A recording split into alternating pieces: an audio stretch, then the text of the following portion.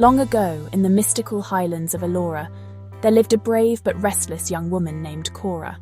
Her village lay in the shadow of Mount Tiren, a mountain so ancient, its slopes were dotted with strange, glowing stones said to grant wisdom and foresight.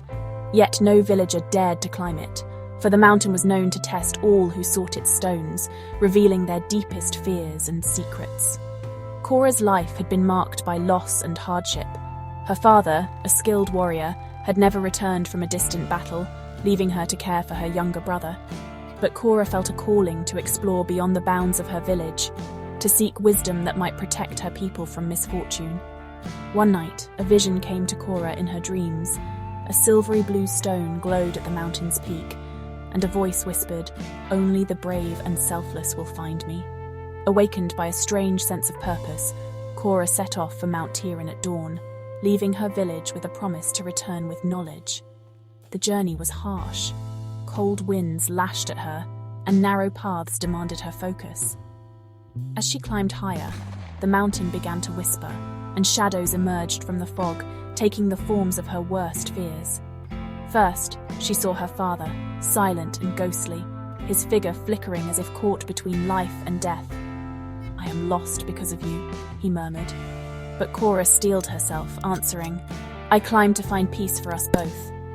The shadow faded, leaving her with the strength to press on. As she neared the peak, a deep fatigue filled her bones. The mountain seemed to pull her down. At that moment, she heard her younger brother's cries from below, calling her back home. The weight of duty tried to turn her back, but she whispered, "I climbed to protect him, to find the wisdom to guide us." Her brother's voice grew faint and vanished, and she climbed higher.